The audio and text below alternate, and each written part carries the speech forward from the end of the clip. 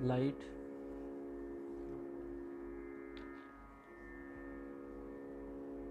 ओम श्री गुरुवे नमः। सबके हृदय में चैतन्य स्वरूप से विराजमान परम कृपालु परमात्मा को प्रणाम करता हुआ आप सभी दिव्य आत्माओं को सप्रेम जय गुरुदेव। परम कृपालु परमात्मा की कृपा से सद्गुरुदेव गुरुदेव भगवान और अपने पूर्वजों की कृपा से, वडिलों की कृपा से आप सब देश प्रेमी, धर्म प्रेमी, आप सभी सज्जन सुरक्षित होंगे, स्वस्थ होंगे और प्रसन्नतापूर्वक अपने समय को व्यतीत कर रहे होंगे, ऐसा मुझे भरोसा है। परम कृपालु परमात्मा की कृपा है, परम कृपालु परमात्मा की दया है। निरंतर हमारी चर्चा चल रही है और मुझे भी सीखने मिल रहा है। तो मनहर ज्ञान के माध्यम से हम अपने जीवन को, जीवन के कर्तव्यों को समझने की कोशिश कर रहे हैं।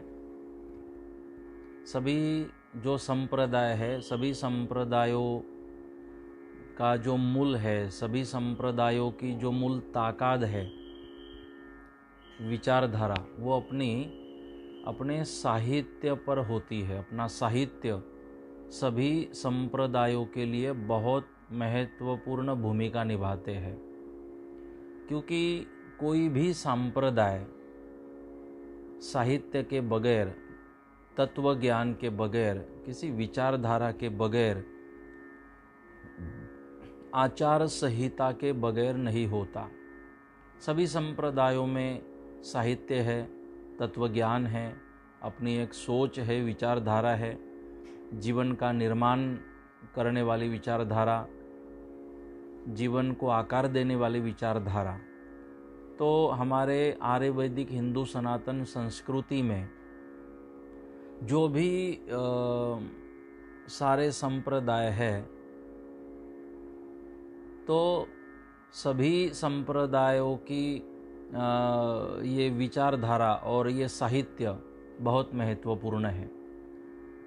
इसलिए हम जिस संप्रदाय को फॉलो करते हैं, जिस संप्रदाय के ऊपर हमारी श्रद्धा है, विश्वास है, और जिस संप्रदाय को हमने अपना लिया है, उस हर संप्रदाय, उस परंपरा का साहित्य हमारे पास होना चाहिए। और बस होना ही काफ़ी नहीं है, उस साहित्य को हमने पढ़ना, समझना, और जब तक हमें उसका ज्ञान नहीं होता, उसकी पूरी समझ नहीं हो जाती, तब तक हमने कोशिश करनी चाहिए कि हम उसे पढ़ते रहें। यह हमारी जिम्मेदारी होती है। लाइट बंद करूँगी ब्रेक। तो जितनी जिम्मेदारी से और मेहनत से, अपने तप से सभी संत महात्मा, उस संप्रदाय के प्रवर्तक, इन्होंने अपने तप से, अपने तत्व ज्ञान से और बहुत ही मेहनत के साथ ये साहित्य दिया हुआ होता है जीवन कल्याण का। आसान बात नहीं है। तो मैंने सोचना चाहिए कि इतनी मेहनत से अगर हमें ये नवनीत मिला है, अब नवनीत निकालने के लिए कितनी मेहनत हुई होगी। तो उन्होंने तो बहुत मेहनत की, लेकिन हमें बहुत आसानी से ये सब मिला है।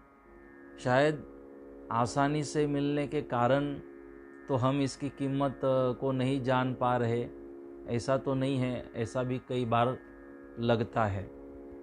लेकिन हमें इसी बात को समझना जरूरी है कि जिस संप्रदाय में हम हैं, उसका साहित्य कम से कम हमारे घरों में तो हो, हम उसे पढ़े तो सही, समझने की तो कोशिश करें। नहीं समझ में आ रहा तो उस संप्रदाय के संत है। या तो हम किसी को गुरु तो बनाते हैं, या क्या हम दिखावे के लिए किसी को गुरु बना देते हैं कि हमने गुरु बना लिए, चलो सब कह रहे थे बनाना चाहिए तो बना लिए। बनाने के लिए गुरु नहीं बनाने होते। आपको आपकी जिम्मेदारी ले लेते हैं गुरु। जब आप किसी को गुरु बनाते हो, कई लोग मुझे पूछते हैं कि हम गुरु बनाना चाहते, साथ में क्या लेकर आए। हमने कहा भाव लेकर आओ और संकल्प के साथ आओ। बहुत आसान है मैंने आपको शिष्य बना लेना, आपने हमें गुरु बना लेना, बहुत आसान है। इसमें कौन मेहनत है। अभी तो हम ऐसा भी नहीं कह सकते जो भी गुरु बनते हैं कि जैसे हरिश्चंद्र को वशिष्ठ जी ने कहा था कि भाई गुरु तो बना रहे हो। तारामती को अनुभव था, सारे नियम पता थे।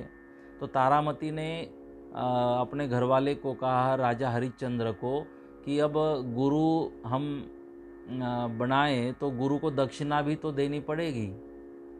तो तारामती ने कहा गुरु को वो दक्षिणा दी जाती है जो अपनी मेहनत से है। तो गुरु को मेहनत की कमाई देनी चाहिए। इस नियम को रखने के लिए राजा हरिश्चंद्र ने रात्रि में, राजा थे, रात्रि में अपने कपड़े बदले, ऐसे ही मैले कपड़े पहन लिए और एक लोहार के पास रात भर उन्होंने काम किया। घन चला, हाथोड़ा चलाने का उन्होंने काम किया और उसके बदले में जो मजूरी मिली वह मजूरी फिर उन्होंने अपने गुरुदेव को दक्षिणा में दी। तो ये नियम होता था। अब उस नियम को न हम कह सकते न, चलो ठीक है, मेरी भी यहाँ हम भी कहा वशिष्ठ है जो हरिश्चंद्र की तरह आपको कुछ बताए, लेकिन वो बहुत बड़ी बड़ी बातें होगी। वहाँ वशिष्ठ थे, हरिश्चंद्र थे। यहाँ न तो वशिष्ठ है, न मेरी अपेक्षा है आप हरिश्चंद्र बनो, या किसी संत की अपेक्षा है। लेकिन कम से कम इतनी ईमानदारी तो नहीं, इतनी मेहनत से तो नहीं, लेकिन कुछ बातें तो है जो आसानी से हम करवा सकते, कह सकते और आसानी से आप कर भी सकते हो, तो वो तो हमने करनी चाहिए। अब ये कितनी आसान बात है, इतनी मेहनत के साथ। अगर हमारे संप्रदाय का कोई साहित्य है तो आपने गुरु बनाए किस लिए? आपने उनको अधिकार दिया। और कोई भी गुरु जब शिष्य बनाता है तो वो समझता है कि अब इसकी जिम्मेदारी मेरे ऊपर है, अब इसके हर सवाल का जवाब मैंने देना चाहिए। और ये गुरु की जिम्मेदारी होती है। कोई भी गुरु हो दुनिया का, आप जिनको गुरु मानते हो, आप अधिकार से उनसे जानिए, उनको पूछिए, सवाल पूछना चाहिए।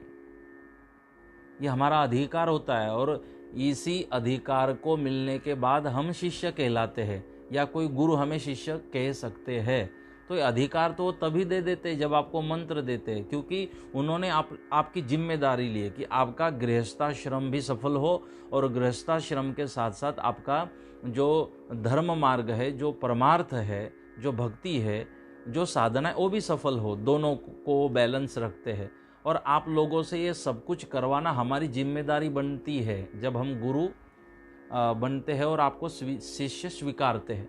तो हम अपने जिनको गुरु मानते हैं उनको हर सवाल हमने पूछने चाहिए, या सवाल जवाब के बगैर कोई चर्चा ही ना हो। केम छो कोई ज़रूरत नहीं है, कसे आहात कोई ज़रूरत नहीं है, जमेली दू कोई ज़रूरी नहीं है। ये बातें होती रहती है जीवन में।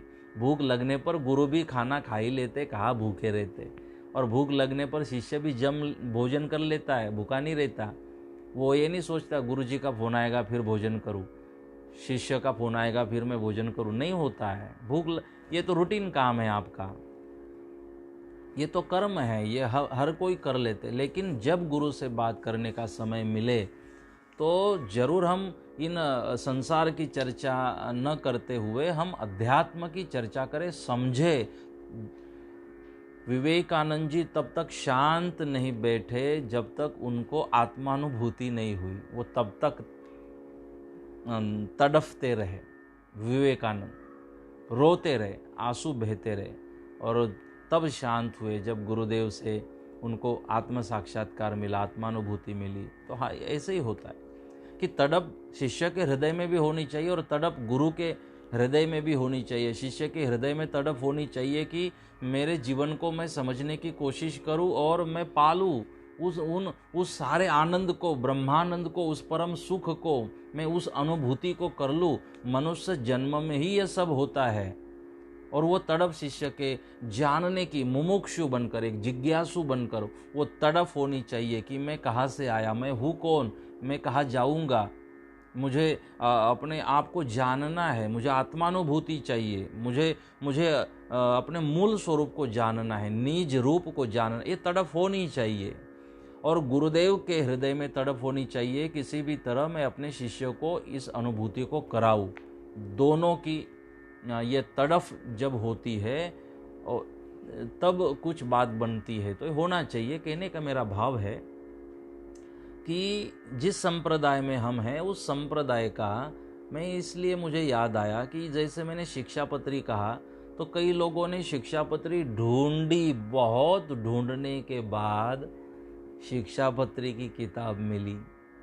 अगर मैं इंग्लिश में, हिंदी में, मराठी में, गुजराती में मैं अगर ये शिक्षापत्री शायद PDF फाइल में न भेजता तो इतने सारे लोग नहीं पढ़ पाते। कई लोगों के पास शिक्षापत्री नहीं थी। जैसे ही लॉकडाउन के बाद आप कोशिश करना कि शिक्षापत्री आपके पास होनी चाहिए। वैसे तो मैंने भेज ही दी है PDF फाइल में, लेकिन कहने का तात्पर्य है कि फिर हमने इसे 8 दिन में एक बार तो इसे हम पढ़े। अमृतवाणी, मनहर ज्ञान, कितना साहित्य, सतपंथ नवनीत है, श्रीमद् दशावतार है, आत्मज्ञान प्रकाश है। और मराठी में यहाँ हमारे गुरुजी जिनके आज यहाँ प्रतिमा में आप दर्शन कर रहे हैं, हमारे गुरुदेव, तो इन्होंने तो बहुत चिंतन किया है अपनी पूजा विधि के ऊपर। मराठी में पूरा साहित्य किया। मूलबंध जो गुजराती में है, पूरे मूलबंध, इनकी हमारे गुरुजी की मदर लैंग्वेज मराठी, लेकिन इन्होंने पूरा मूलबंध 1800 पेजेस गुजराती में लिखा। और ऐसा लिखा है गुजराती में कि लगता है कि ये प्रिंटेड है। आप आज भी आइए, आपने एक दिन तो मैंने दर्शन कराए कि जगन्नाथ जी महाराज ने कैसा सब लिखा हुआ है। तो एक अवलिया पुरुष थे, अवतारी पुरुष थे। और मेरी श्रद्धा है कि इमाम साहब महाराज के बाद अगर सतपंथ को प्रकाशित करने का काम, आत्मज्ञान देने का काम या मूल तत्वों को देने का काम सतपंथ अनुयायियों को अगर किसी ने किया होगा, डंके की चोट पर कहता हूँ, हमारे गुरुदेव जगन्नाथ जी महाराज ने किया है। आज भी आप घाटकोपर संत सम्मेलन जगन्नाथ महाराज, आप YouTube में सर्च करिए। जो घाटकोपर में संत सम्मेलन हुआ था उसमें हमारे गुरुजी ने शुरुआत का प्रवचन, जगत गुरु हंसदेवाचार्य, तब महामंडलेश्वर हंसदास महाराज थे, बहुत लंबी दाढ़ी उनकी। तो वहाँ जगन्नाथ महाराज को पहले उन्होंने बुलवाया था प्रवचन के लिए कि सारे हिंदू धर्म के सभी संप्रदायों के आचार्य, जगतगुरु महामंडलेश्वर अखाड़ा के अध्यक्ष सारे विराजमान थे। तो सतपंथ की भूमिका रखनी थी। तो हमारे गुरुदेव को याद किया और हमारे गुरुदेव ने जो बोला है आप सुनिए। YouTube में एक दूसरे को उस लिंक को शेयर करिए। मैं आपको आज रात्रि में करता हूँ। जगन्नाथ महाराज YouTube पर आपको मिल जाएगा, घाटकोपर का सम्मेलन, और उनसे सतपंथ के तत्व और सतपंथ की बातें सुनिए। मैंने बहुत कोशिश की कि उसी तरह रखूँ, नहीं रख पाया। तब पता चला गुरु गुरु होते हैं। तो तब आपको पता चलेगा कि वो अवतारी पुरुष थे। इमाम साहब जी महाराज के बाद ये जो ज्ञान की समझ, सतपंथ के मूल तत्वों की समझ अगर किसी ने दी होगी तो जगन्नाथ जी महाराज। आप सतपंथ नवनीत को पढ़िए, मराठी में भी है और गुजराती में भी है। पिराना में मिलता है गुजराती में, और यहाँ आपको मराठी मिल जाएगा। जो मराठी था वही प्रेरणापीठ में गुजराती बनवाया, जगन्नाथ महाराज का ही वो बनाया हुआ है, बस लिपि गुजराती की गई प्रेरणापीठ में। वो अलग बात है कि प्रेरणापीठ में जगन्नाथ जी महाराज के मराठी ग्रंथ से इसे गुजराती बनवाया गया, ये लिखा नहीं है, वो अलग बात है। और हमारे गुरुजी इतने सरल थे, बहुत सरल थे। किसी चीज़ की मुझे लगा, उनको कभी कुछ नहीं लगा। मुझे लगने का भी कारण था, मैं युवा हूँ और गुरुदेव की मेहनत मैंने अपने आँखों से देखी है, उनकी तबीयत कि कितने उन्होंने मेहनत की है। मेरे नज़र के सामने कभी समय मिला तो एक दिन बस अपने गुरुदेव की बात बताऊंगा आपको। मैं भी चाहता हूँ उनका स्मरण इस बहाने में करूँ। कहने का तात्पर्य है कि संप्रदाय का जो भी ज्ञान है हमारे घरों में ये किताबें होनी चाहिए। अभी कोई मीनाक्षी जी है, वो कह रही है कि मराठी में अनुवाद चाहिए शिक्षा पत्रिका। मैं कोशिश करूँगा कि मैं अपने इसके ऊपर मैं शिक्षा पत्रिका मराठी में और मराठी में ही बोलूँगा, हिंदी में भी नहीं, क्योंकि हिंदी में मेरे कई प्रोग्राम हो गए शिक्षा पत्री के ऊपर। तो मेरी इच्छा है कि मैं मराठी में उसके एपिसोड बनवाऊँ, यूट्यूब में मैं रखूँ ताकि आप सब लोग उसे सुन सके। मेरी ओर से मैं पूरी कोशिश करूँगा। और दूसरी बात, मैं विस्तार से बताऊँगा, लेकिन अगर मराठी आप जानना चाहते हो शिक्षा पत्री को तो फैजपुर में उसकी किताब मिलती है और उसमें गुरुजी ने मराठी अनुवाद जगन्नाथ जी महाराज ने कर दिया है। मीनाक्षी जी, यही मैं बता रहा था कि हम लेट होते हैं। मराठी में हमारे गुरुजी थे जगन्नाथ जी महाराज, तब से ये प्रिंटेड है मराठी अनुवाद। तो इसीलिए तो मैंने शिक्षा पत्री को हाथ में लिया कि ये बहुत बहुत अच्छी बात है इसमें, और आप समझने लगोगे ना, बहुत आनंद आएगा। बहुत आसान तत्व है समझने के लिए। हमारे शरीर की, मन की चिंता करते, जीवन की चिंता करते हैं। तो ये तो अभी बता रहे कि हाथ धोना चाहिए और ये मास्क बांधना चाहिए, और जब हम घर में आते तो हाथ पैर धोना चाहिए बार बार। ये तो अभी बता रही है सरकार कोरोना की वजह से, लेकिन हमारी सरकार ने तो, हमारे सदगुरु सरकार ने तो 1440 में बताया है कि हाथ पैर धोकर घर में आया करो, साफ सफाई रखो घर में, मास्क बांधो जब आप पूजा में जाते हो, टोपी पहनो, खेस रखो, और ये सारी बातें। खेस का काम इसीलिए तो है, जब छींक आए तो नाक पे रखने के भी वो काम आना चाहिए। और कितनी पवित्रता रखी जाती है, स्नान करे बगैर तो पूजा में नहीं जाया जाता। जब पूजा में हम जाते, घट पूजा में, तो स्नान करने के बाद जाने का नियम है, शिक्षा पत्री में पढ़िएगा आप। भोजन करने के से पहले का नियम है, तो हाथ धोने के बाद भोजन करें, सारे नियम हैं। तो हम लेट हो जाते हैं। तो मराठी में इसका अनुवाद है। अगर ये लॉकडाउन के बाद मुझे एक 15-20 दिन के बाद याद कराना, मैं कुरियर से आपको पोस्ट में किताब भेज सकता हूँ, अगर आप याद कराए तो शिक्षा पत्री मराठी में जो है। तो कहने का मतलब, हम अगर सतपंथ संप्रदाय में हैं तो सतपंथ के ग्रंथ हमारे घरों में होना चाहिए। होना जरूरी नहीं, उसे पढ़ना चाहिए। जब तक नहीं समझ में आता, अपने गुरुओं को आप पूछिए, अपने संप्रदाय को, संतों को अधिकार से पूछिए। आपको पूछने का अधिकार है। मत बैठो शांति से जब तक उसके बारे में आपको नॉलेज नहीं मिलता। या तो बहुत सारे विषयों पर मेरे प्रवचन हुए हैं, जहां आपको पता चले कि प्रवचन है और सब्जेक्ट ये है, वहां पहुंचो। ना पहुंचते हो तो कई बार ऑनलाइन होता है, यूट्यूब में होता है, फेसबुक में होता है, या तो सीधा टीवी चैनल में होता है, उसे सुनिए। तो मैंने लगभग अमृतवाणी के ऊपर मैं बोला हूँ, मन और ज्ञान के ऊपर बोल रहा हूँ, शिक्षा पत्री के ऊपर मैं हिंदी में ही बोला हूँ सब जगह। और हिंदी में इसलिए, और कभी मराठी भाई बहन कभी नाराज नहीं हुए कि मैं हिंदी में वीडियो बनाता हूँ और हिंदी में बोलता हूँ। उन्होंने कभी आज तक कोई फरियाद नहीं आई कि आप मराठी क्यों नहीं बोलते हो। मैं हिंदी इसलिए हमेशा बोलता हूँ, इसके लिए मैं मराठी भाई बहनों का बहुत धन्यवाद भी करता हूँ, कभी कोई फरियाद नहीं।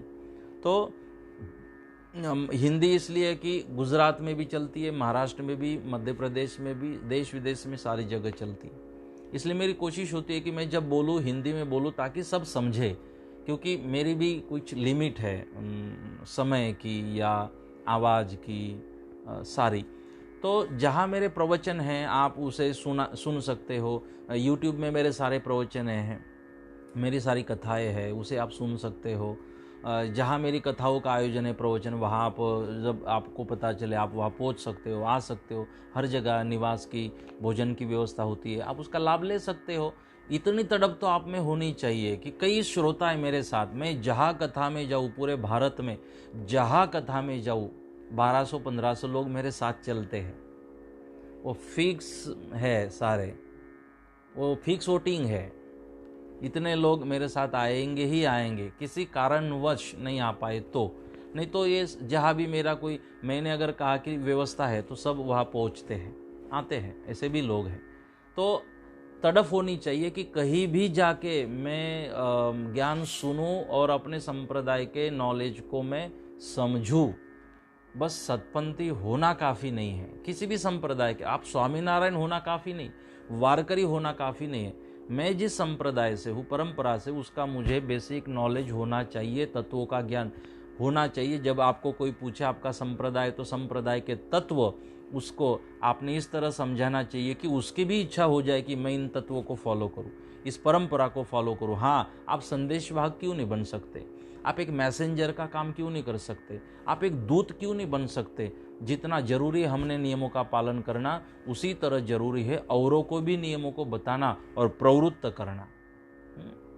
जे जे आपणाशी ठावे इतरांशी सांगावे, शहाने करुणी सोडावे अवघे जन। अगर मेरे पास इतना सब गुरु का दिया हुआ है, तो अगर मैं जो गुरु का दिया हुआ है वो अगर मैं आपको न दूं तो कैसे चलेगा? तो जो मुझे पता है वो मैंने आपको देना चाहिए, वो मेरी जिम्मेदारी बनती है। उसी तरह अगर कुछ बातें आप पता करते हो, आप जान लेते हो, तो आपने भी जानने के बाद आप औरों को बता सकते हो। और आपकी तड़फ होगी ना तो आप जानोगे, भूख लगेगी ना तो भोजन में मज़ा आती है। पहली बात तो बहुत बार आप बहाने बनाते हो कि महाराज जी हमें ही पता नहीं है बच्चों को क्या सिखाए। आपने क्यों पता नहीं किया? कौन दिक्कत थी आपको पता करने में? क्या तकलीफ थी आपको पता करने में? आपने आलस किया, आप आलसी हो, आपने कंजूसी की, आपको भी प्यास भूख नहीं लगी है। नहीं तो आप आज तक जान लेते और बच्चों को भी आप पढ़ा सकते थे। लेकिन आज तक आप ही जान नहीं पाए और महाराज को सवाल पूछते हो बच्चे को कैसे हम बताएं। ये कड़वी बात है, इसे आपको स्वीकारनी चाहिए। क्यों नहीं हमने प्रयास किया? क्यों ये कहने का समय आता है? तो प्रयास होना चाहिए, करना चाहिए। अगर जैसे एक मैं आपको बात बताऊं, भूख लगती है ना तो भोजन की व्यवस्था हो ही जाती है। प्यास लगती है ना तो जल की व्यवस्था हो ही जाती है। जरूरी है आपको भूख लगना। मैं एक मजाक में कई बार एक दृष्टांत बताता हूँ कि अकबर बिरबल की बात आती है कि एक बार अकबर राजा ने बिरबल को कहा कि आज कुछ चीफ गेस्ट, बहुत महत्व के मेहमान आने वाले हैं। तो सारी व्यवस्था बिरबल ने राजा के हिसाब से कर दी, भोजन की भी व्यवस्था कर दी। अब भोजन में सारे मेहमान बैठ गए, व्यवस्था देख रहे थे बिरबल जी। तो सारे मेहमान बैठ गए। अब एक थाली शेष थी, खाली थी, वहाँ कोई बैठा नहीं। तो अकबर जी कहते हैं बिरबल को कि भाई बिरबल, अब आप बैठ जाओ, आप भोजन कर लो। तो बिरबल कहने लगा कि राजा जी, आपके साथ मैं ज़रूर बैठ जाता।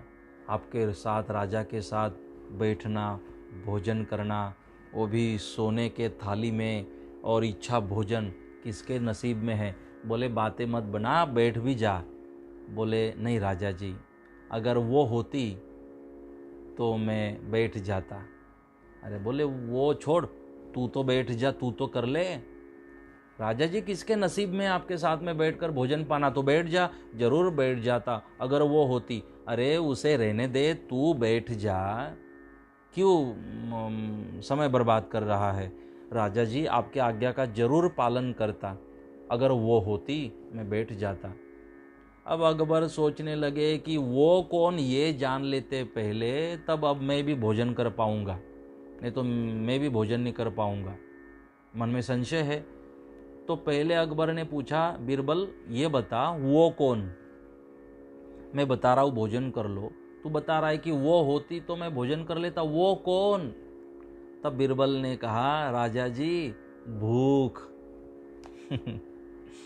भूख होती तो मैं भोजन कर लेता, भूख नहीं है, इसलिए सोने के थाली में अकबर के साथ, राजा के साथ इच्छा भोजन कौन मना करता, लेकिन भूख नहीं है। तो भूख न होने पर कुछ काम का नहीं है कि सोने की थाली और इतना भोजन पड़ा है, तो भूख होनी चाहिए।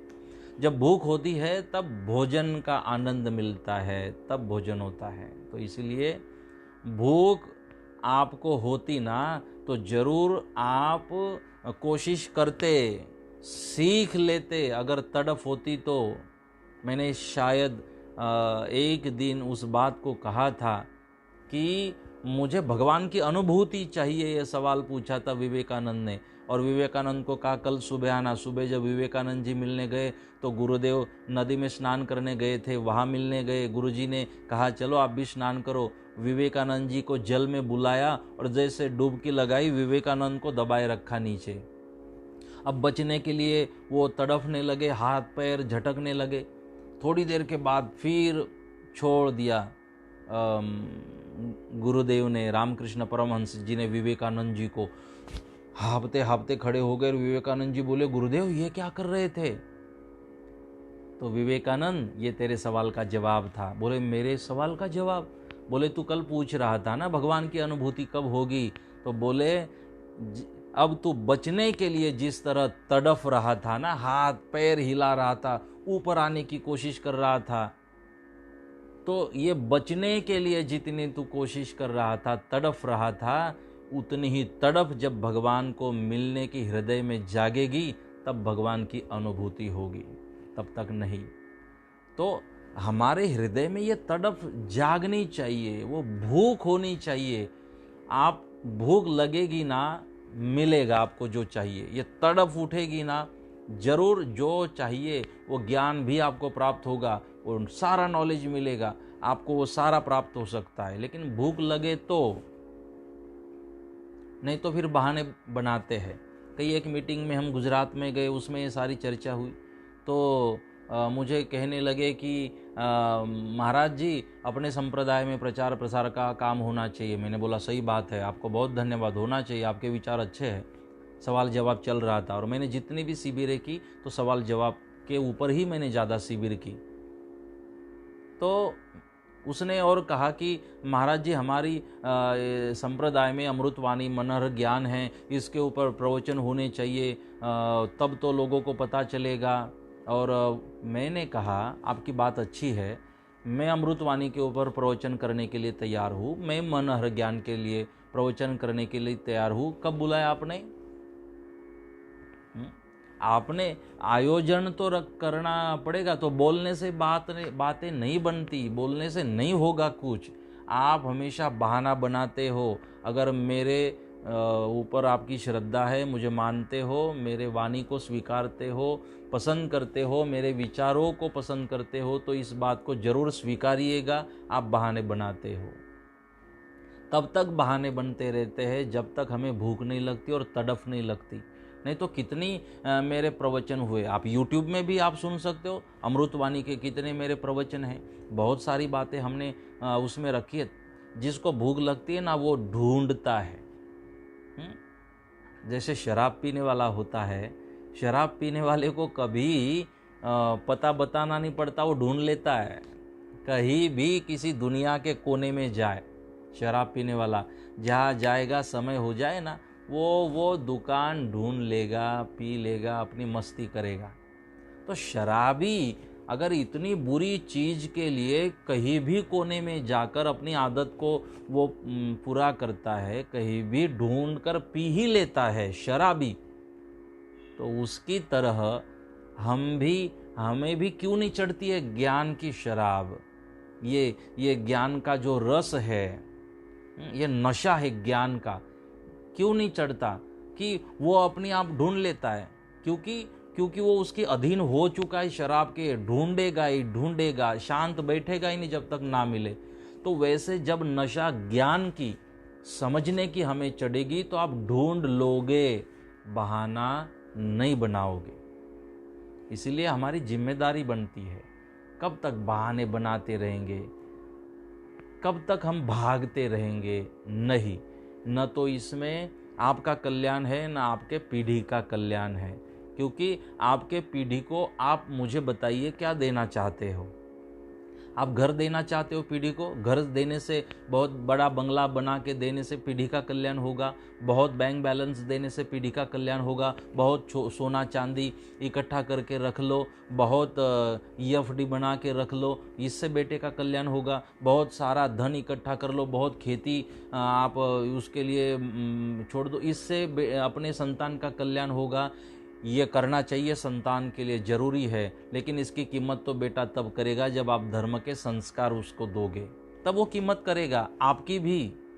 नहीं तो आपने भूखे प्यासे रहकर जिसके लिए इतनी सारी दुनिया बनाई, जिसको इतना सारा दिया, वो बुढ़ापे में आपको अगर जल पिलाने की अगर वो सेवा ना करे, अगर वो जल पिलाने के संस्कार बुढ़ापे में अगर आपके बुढ़ापे में जल पिलाने के संस्कार बेटे को ना हो, माँ को माँ और बाप को बाप कहने के संस्कार अगर बेटे में ना हो, तो क्या कमाया आपने, क्या किया जीवन में? तो ये तो ठीक है, आप छोड़कर जा रहे हो, लेकिन बेटों को जो विरासत आपको देनी है ना, वो अपने परंपरा की विरासत दो, संस्कृति संस्कारों की विरासत दो। आप दे सकते हो, और ये विरासत उपदेश से नहीं मिलती, ये विरासत अपने आचरण से हम अपने अगली पीढ़ी को दे सकते हैं, अपने वर्तन से दे सकते हैं। हाँ, पहले आपको खुद करना पड़ेगा, तब बच्चे करते हैं, तब उसके ऊपर वो सोचते हैं या करते हैं। इसीलिए अगर माँ बाप दोनों घर में झगड़ते हो और गाली गलौज करते हो, और बेटे को कहेंगे कि बेटा अब शब्द नहीं बोलना चाहिए, तो कैसे होगा? नहीं हो सकता। तो ऐसी सारी बातें हैं। जैसे कि एक एडवोकेट थे, घर में अपने बैठे थे एडवोकेट, और उनको एक बुरी आदत थी, नालायक नालायक नालायक कहते। किसी नौकर को बुलाना, ए नालायक इधर आ जा, नालायक शब्द का प्रयोग बहुत करते थे। अब उसका जो साइड इफ़ेक्ट है उसे सुनिए। एक बार वो कुर्सी पर बैठकर न्यूज़पेपर पढ़ रहे थे, और उनका बेटा जो खिलौने में बस आती ना, वो बस खेल रहा था। जैसे बस स्टॉप बना दिए थे अलग अलग, ऐसे बस रास्तों से घुमाता, और जैसे वो जो बस है वो बस स्टॉप पर आती, तो वो एडवोकेट का बेटा कहता, जिन नालायकों को उतरना है वो उतर जाए, जिन नालायकों को चढ़ना है वो नालायक चढ़ जाए। वापस बस शुरू हो जाती, घूम कर फिर बस स्टॉप पर आती, जिन नालायकों को उतरना है वो उतर जाए, जिन नालायकों को चढ़ना है वो चढ़ जाए। अब ये नालायक नालायक, उसके बाप ने बातें सुनी, बाप को क्रोध आया, बाप ने लकड़ी ली, एडवोकेट बाप था, तो लकड़ी लेके इतना पीटा अपने बेटे को, बोले खबरदार, आज के बाद अगर तूने नालायक कहा तो कहाँ से सीखा, ये गलत है, अब शब्द नहीं बोलना चाहिए, ये कहाँ से तू सीख आया? तो बहुत पीटा। वापस अपने आसन पर जाकर न्यूज़पेपर पढ़ने लगा। अब थोड़ी देर के बाद बेटे ने आंसू पोंछ लिए, फिर खेलने के लिए बेटा आ गया। वैसे बेटे बहुत जल्दी भूल जाते हैं, रोना, ये मार पड़ी, ये सारी बातें बहुत जल्दी भूल जाते हैं। तो बेटा आया, वापस बस हाथों में ली, खेलना शुरू हो गया। अब बेटा कहने लगा, आज एक नालायक की वजह से हमारी बस लेट हुई है, लेकिन कोई बात नहीं, समय से पहुंच सकती है। जिन नालायकों को उतरना है वो उतर जाए, और जिन नालायकों को चढ़ना है वो चढ़ जाए। एक नालायक की वजह से आज बस लेट हो गई। अब क्या करेगा पिताजी, वो बाप क्या करेगा?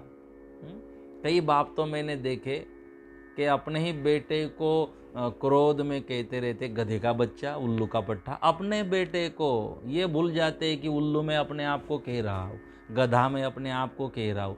अब क्या करोगे ऐसे बाप का, ऐसे माँ का जो अब शब्द बोलती हो। कहने का मतलब है कि आधी केले मग सांगितले, पहले हमें करना होगा, फिर हम किसी को कह सकते हैं। इस बात को आप स्वीकारिए, क्योंकि सब के सब माँ बाप मेरे साथ बात कर रहे हैं। शायद ही कोई बेटा हो जो मुझे सुन रहा हो, सभी माँ बाप मुझे सुन रहे हैं।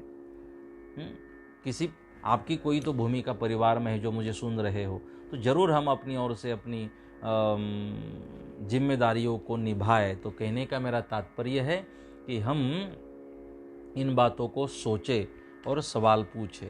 ये सारी बातें, आज मुझे भी एक सवाल आज आया था, तो उसके कारण मुझे लगा कि मैं आपसे ये कुछ बातें आज कहूँ कि हमारे संप्रदाय का बेसिक नॉलेज होना चाहिए। नहीं होता है तो पूछिए, आपकी जिम्मेदारी बनती है, पूछो। और आप इतना सम्मान देते हो ना अपने गुरु को, दक्षिणा देते हो, सम्मान देते हो, गाड़ी देते हो, ड्राइवर देते हो, डीजल देते हो, फूल माला पहनाते हो, बढ़िया से कपड़े देते हो, घड़ियाल देते हो, मोबाइल देते हो, आप भोजन देते हो, 2 समय की रोटी खिलाते हो। आप बहुत सम्मान, प्रेम, आदर क्या नहीं देते अपने संतों को और अपने गुरु को? किस लिए दे रहे हो? कारण क्या है? क्योंकि वो अपने संप्रदाय के अधिकारी पुरुष है और अपने संप्रदाय का ज्ञान बांटते हैं, इसलिए दे रहे हो ना। तो पूछिए उनको, खाली पोसना जरूरी नहीं है, खाली आदर सम्मान। अभी मैं ऐसे देखता हूँ कि बस गुरु शिष्य की बढ़ाई करते रहे और शिष्य गुरुदेव की बढ़ाई करते रहे।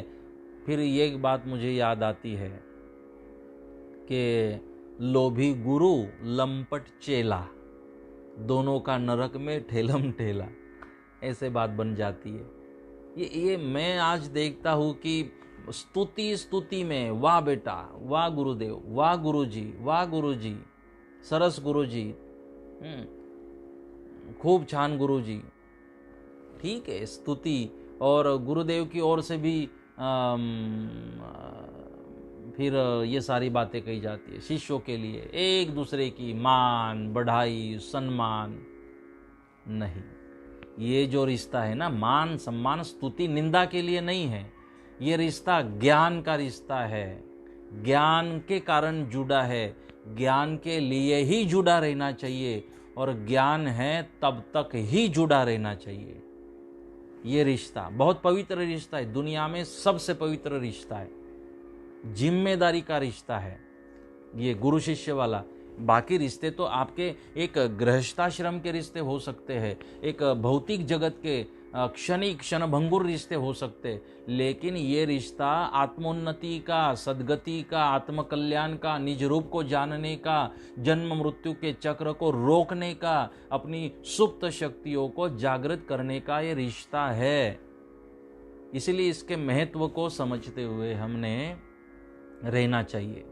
अभी प्रदीप पूछ रहा है, अब इसकी इतनी उम्र हो गई, हिम्मतनगर से प्रदीप है, मेडिकल चलाता है, इतनी उम्र के बाद इसको याद आई कि शिक्षापत्री के श्लोक में दलीमा बेसी ने खाऊ नहीं, आनो मतलब समझाओ गुरुजी। तो अब तक सो रहे थे प्रदीप। सीधी बात है, बुरा मत लगाना, और बुरा लगना चाहिए तभी सुधार आता है। क्योंकि जो समय वेस्ट हुआ ना, वो आपका हुआ जीवन में। अभी जो बचा है उसको संभालो। यही हम बात कह रहे थे आपको कि मैं बुरा मत लगाना मेरी बातों को, मैं आपको प्रमाण दे रहा हूँ। जैसे प्रदीप ने अब पूछा, प्रदीप की उम्र शायद 40 के ऊपर है, तो 40 उम्र तक अभी शिक्षापत्री क्लियर नहीं हो पा रही हमारी, मन और ज्ञान, अमृतवाणी और सारी बातें कब। चलो, सुबह का भूला शाम को घर आ जाए, शाम का भूला सुबह घर आ जाए, उसे भूला नहीं कहते। तो दलीमा बेसी ने खाऊ नहीं, इसका मतलब परसों भी हमने किसी ने हमें शायद वजहपुरा से हमें, वो भी शिक्षक है, उसकी भी 40 जितनी उम्र होगी, हितेश वजहपुरा से, उसने पूछा था कि कि दली माँ बेसीने खाऊं नहीं। तो दली का मतलब क्या है? दली का मतलब है जहाँ हमारा धान्य का भंडार होता है, उस धान्य के भंडार में बैठकर भोजन नहीं करना चाहिए।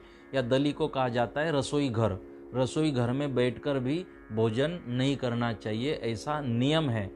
और हमारे जगत गुरु हंसदेवाचार्य जी, मुझे बहुत याद है, आप जिस कुंभ मेले में आए होंगे उस कुंभ मेले में कभी भी आपने रसोई घर में किसी को चप्पल पहनकर भोजन बनाते नहीं देखा होगा, न रसोई घर में भोजन करते हुए आपने देखा होगा। नासिक वाले इस बात को बहुत अच्छी तरह जानते हैं। शायद मुझे मनी भाई सुन रहे हो नासिक से, उसे उनको अनुभव है। उनको डांट पड़ी थी हंसदेवाचार्य जी की जब वो उज्जैन कथा में, उज्जैन कुंभ मेले में आए थे, तो उनको पता नहीं ये नियम, और बरसात हो रही थी बाहर। तो बरसात बाहर हो रही थी, इसलिए भोजन करने के लिए वो रसोई घर में आए जहाँ रसोई बन रही थी, और वहाँ भोजन कर रहे थे। तो हंसदेवाचार्य जी ने देख लिया और उनको डांट पड़ी थी कि बोले नहीं, रसोई घर में कुछ भी हो जाए, जहाँ भोजन बनता हो, माँ अन्नपूर्णा की सेवा हो रही हो, जहाँ भोजन बनता हो, वहाँ हमने भोजन नहीं करना चाहिए। वहाँ भोजन बनवाओ और बाजू में लेकर जाए और हम भोजन करें। तो रसोई घर की बात आती है कि रसोई घर में भोजन करने ना बैठे। इसका जो शास्त्र और बातें हैं वो अलग अलग उसकी बातें हैं। तब की प्रसंग अलग थे, आज की प्रसंग अलग है, ये अलग बात है। मैंने बस आज उसको ज़्यादा स्पष्ट नहीं किया, प्लस माइनस में सारी बातें बताता हूँ हमेशा। आज बस इतना ही। दलीमा बेसी ने मतलब रसोई घर में, भंडार घर में जाम भंडार रखते हैं राशन, तो वहाँ बैठकर हमने भोजन नहीं करना चाहिए, ऐसा नियम है। या खड़े रहकर भोजन नहीं करना चाहिए,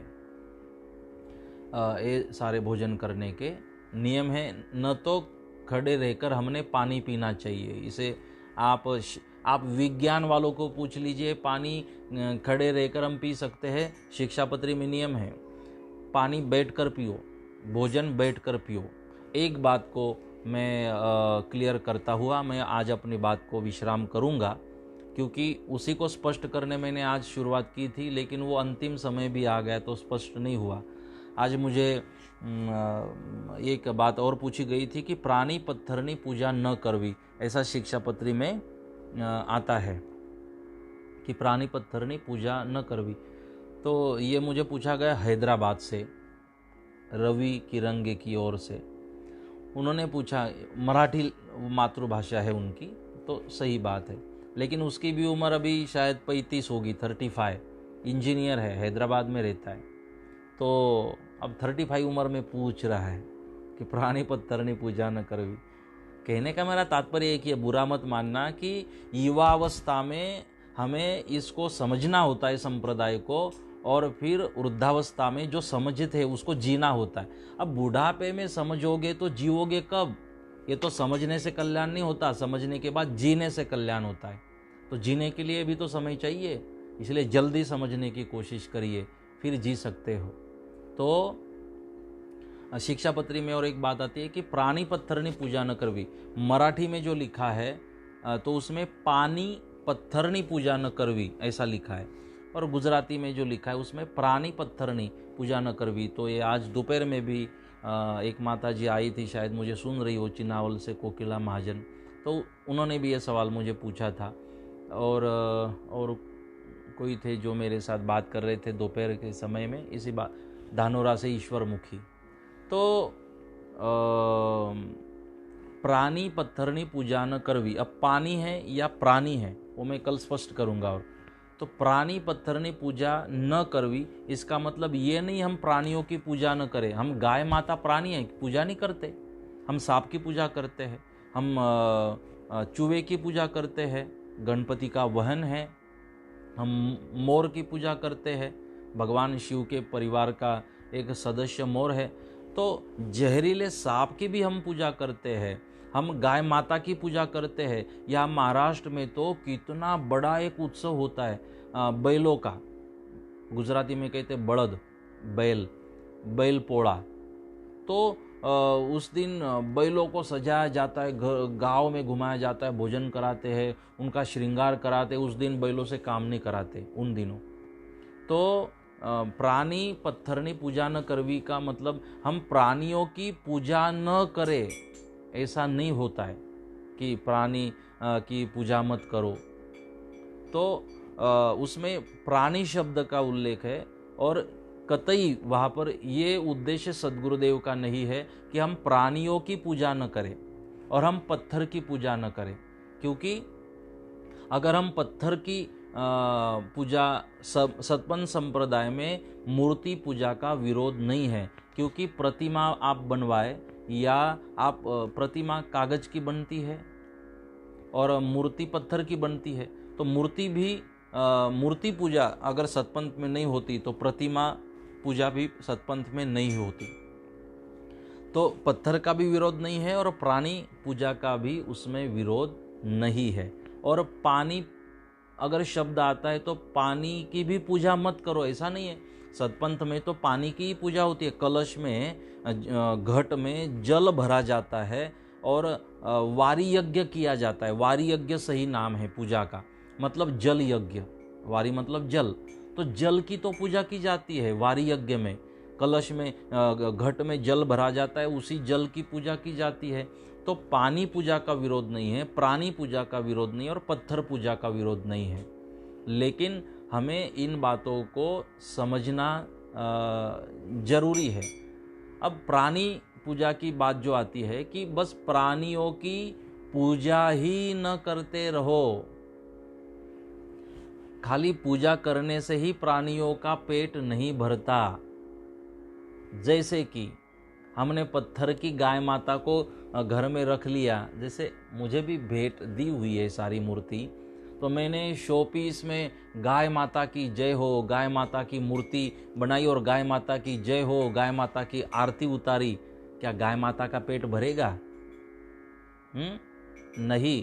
तो बस गाय माता का कुछ प्रतीक बनाकर इन प्राणियों को, जैसे सांप की पूजा में सांप की पूजा होती है, लेकिन सांप को तो हम मार देते हैं। कहने का तात्पर्य मेरा ये है कि हम बस इन प्राणियों की पूजा ही न करते रहे, उनकी भूख भी जाने, प्यास भी जाने। अब गाय माता, पत्थर की गाय माता बना दोगे, पत्थर का आप धातु का सांप बना दोगे, आप ऐसा अगर करोगे तो फिर उस तरह की प्राणी पूजा उनको मंजूर नहीं है। उनको ये पूजा मंजूर है कि उनको सचमुच में पत्थर की गाय की नहीं, सचमुच जो गाय गांव में घूम रही है उसे घास खिलाओ।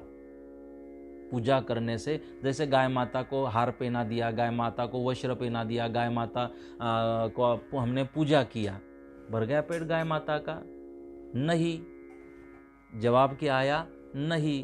तो ये उन्होंने कहा कि बस पूजा मत करते रहो, उसे सचमुच में भोजन कराते रहो, पेट पूजा करो, ये अपेक्षित है।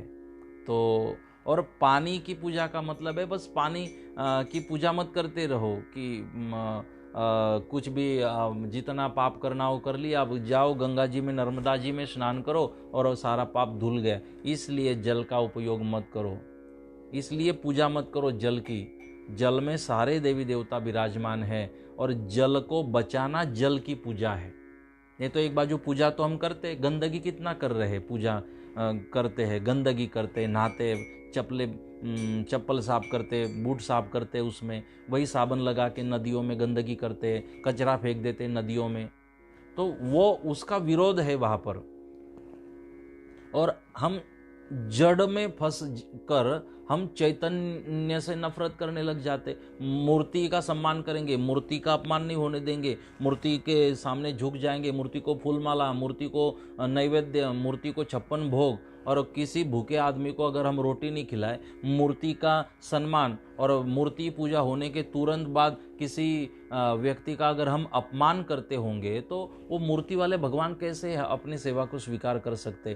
तो यह सम्मान, अरे जिसकी हमने पूजा की, मूरत में जिस भगवान को हमने देखा, तो वही तो भगवान है जो सबके हृदय में विराजमान है। यह सम्मान करोगे और आप किसी व्यक्ति की निंदा करोगे, उसकी चुगली करोगे, उससे नफरत करोगे, उससे द्वैत भाव भेदभाव करोगे, उसको रुलाओगे, उसकी भावनाओं को ठेस पहुंचाओगे, उसे फंसाओगे, उसका नुकसान करोगे, बर्बाद कर दोगे, वो आपको सहन नहीं होगा, या वो उसकी जाति ढूंढने की कोशिश करोगे, तो कहाँ से मूर्ति पूजा यशस्वी है आपकी? इसका विरोध है। एक तरफ आप जड़ में आप भगवान को ढूंढ रहे हो, और जो सचमुच में चैतन्य जिसके भीतर विराजमान है उसे आप साधारण, आप उसे अशौच रखते हो, उसके साथ भेद करते हो, इसका विरोध है। इसलिए विवेकानंद जी को भी एक दिन कहना पड़ा था, पढ़िएगा विवेकानंद जी के चरित्र को। उन्होंने कह दिया था, मुझे तो लगता है सारे मंदिरों की मूर्तियां उठाकर मुझे लगता है कि मैं समंदर में फेंक दूं। उनके चरित्र में पढ़ना इस बात को। वो तो हिंदू धर्मी थे, सब जानते थे, कट्टर थे, तो सारे मूर्तियों को इकट्ठा करके समंदर में फेंकने की बात क्यों की थी? क्योंकि उन्होंने देखा सब अपने मूर्ति पूजा में, अपनी पूजाओं में, आराधना में, आरती में, 56 भोग में लगे पड़े हैं, और अपने जो हिंदू धर्म की परंपरा, जो प्रचार होना चाहिए, जो ज्ञान होना चाहिए, जो सब घरों घरों में उसकी सारी बातें, हिंदू धर्म वाले जो है, आयुर्वेदिक हिंदू सनातनी जो है, वो संगठित होने चाहिए, एक होने चाहिए, वो भूल गए। तो इस में फंसकर हम अपने कर्मों को, कर्तव्यों को, जिम्मेदारी को नहीं भूल सकते। ये कहने का तात्पर्य विवेकानंद जी का था। इसलिए विवेकानंद जी ने कह दिया था मूर्ति इकट्ठा करके समंदर में फेंक दो। क्या हम विरोध करते हैं इस बात का? नहीं। वो उद्विग्न मन से उन्होंने उन बातों को कहा। इसका मतलब ये नहीं था कि फेंक दो मूर्ति, में नहीं मानता, ये उसके उद्देश्य नहीं थे। तो संतों की बातों को समझना जरूरी होता है। तो प्राणी की पूजा का मतलब है पूजा ही न करते रहो, उसकी सेवा करो। पानी की पूजा ही न करते रहो, पानी बचाओ। आखिरी जो युद्ध होने वाला है ना, पानी को लेकर होगा। हम पानी को बना तो नहीं सकते, लेकिन पानी बचा जरूर सकते हैं, और पानी को, जल को बचाना ही जल को निर्माण करने जैसी बात है। तो और कल के दिन और मैं स्पष्ट करने की कोशिश करूंगा। आप सबको बहुत हृदय से धन्यवाद करता हुआ, और इसी तरह आप शिक्षा पत्री पढ़ रहे हो, इसलिए मैंने 8 दिन का समय रखा है। पढ़ते पढ़ते अगर कोई बात आपको याद आ जाए तो आप मुझे सवाल पूछ सकते हो। अब ये मत बताना कि गुरुजी डर लगता है आपको पूछने में, आपको सवाल पूछते हैं तो आप तो डांट लगा देते, तो खाइए ना डांट। किसके नसीब में है? और ये वाली डांट आपका उद्धार करेगी। भूख जागेगी, प्यास जागेगी, तड़प उठेगी हृदय में। इसलिए पढ़ती है तो पढ़ने दो डांट, लेकिन प्राप्त करिए। और जिसको भूख लगी है और जिसे पाना होता है ना कुछ, वो डांट वाट की चिंता नहीं करता, वो अपने ध्येय को प्राप्त कर लेता है। और जब तक नहीं मिलता, नदी नहीं रुकती है जब तक समंदर को जाकर नहीं मिलती। कितनी दिक्कतें आती है। तो अब मेरी डांट पड़ती है या आप डांट देते हो सवाल पूछने पर, ये बहाना मत बताना, पूछते रहे, और मैं कोशिश करूँगा मेरी ओर से आपको समझाने की। तो बहुत बहुत धन्यवाद। आज के लिए बस इतना ही। बहुत बहुत आपको प्रणाम। भगवान के पास आपके सबके कल्याण की प्रार्थना करता हूँ, और आज का दिन आपको बहुत बढ़िया गया होगा। आप समय का सदुपयोग करते रहे और शिक्षा पत्री का पाठ करते रहे। बस अब 28 तारीख को कितने दिन रह गए? आज कितनी तारीख हुई? आज की 25 तारीख, 26, 27, 28 3 दिन बाकी है, और प्रवचन के भी 3 दिन बाकी है। तो 3 दिनों में और हमारा शिक्षा पत्री का पठन बाकी है। तो हम 3 दिनों तक ये करते रहे। बहुत बहुत आप सबका मैं धन्यवाद करता हूँ। शिक्षा पत्री में और कुछ बातें, हमारे हिंदी भाई है, मराठी भाई है, गुजराती भाई, अगर कुछ बातें आप न समझे हो तो ज़रूर मुझे आप यहाँ आने से पहले अगर मैसेज करते हो ना, तो मेरे व्हाट्सएप नंबर पर, तो बहुत ठीक होगा। क्योंकि यहाँ मैं सब पढ़ नहीं पाता हूँ, कैमरा थोड़ा दूर होता है और अक्षर बहुत पतला होता है। तो अगर मेरे व्हाट्सएप पे पहले आप अगर भेजते हो तो मुझे याद रहता है कि ये आपको बताना है। तो बहुत बहुत धन्यवाद आप सबको। आज के लिए बस इतना ही। भगवान आपका कल्याण करे, आपके साथ रहे। शिक्षा पत्री का आप पाठ करते रहे, औरों से भी कराते रहे। और याद रखना, आगे 8 दिन के बाद जब हम वापस मिलेंगे, नामस्मरण तो कंटिन्यू चलेगा, लेकिन जब सेकंड राउंड हमारे प्रवचनों का शुरू होगा तब हमें और ऐसी साधना करते रहना है। फिर मैं चाहता हूँ कि आगे हम निष्कलंक चालीसा का हम पाठ करें मिलकर समूह में। मैं उसका आह्वान करूँगा, उसकी भी PDF फाइल, उसका राग, सब कुछ रेडी बनाकर मैं आपके लिए भेजूँगा। तो करते रहेंगे। आओ मिलकर हम नामस्मरण करें, हम भजन करें, हम सत्संग करें, चर्चा करें, देश सेवा करें, राष्ट्र सेवा करें, वृक्षों की सेवा करें, जल सेवा करें और एक दूसरे का भला करते रहे। तो आपको बहुत बहुत धन्यवाद करता हुआ नामस्मरण कर रहे सभी साधकों का मेरा प्रणाम। और आज तक जिनका संकल्प पूर्ण हुआ, मैंने सबको आज तक के सबको ऑडियो मैसेज में आशीर्वाद भेज दिया है, एडमिन को भेजा है, वो अपने अपने ग्रुप में भेजे तो सबको आनंद मिले और मेरी बात सब तक पहुँचे। तो बहुत धन्यवाद करता हुआ हमारे सभी साधकों को, और इतनी ईमानदारी और प्रामाणिकता के साथ सब हो रहा है, मैं देख रहा हूँ। चिंता नहीं चिंतन करे जो एडमिन का ग्रुप है उसमें। तो बहुत धन्यवाद और आशीर्वाद आप सबके लिए। करते रहिए नामस्मरण। आज के लिए बस इतना ही। आप सबको शुभ रात्रि।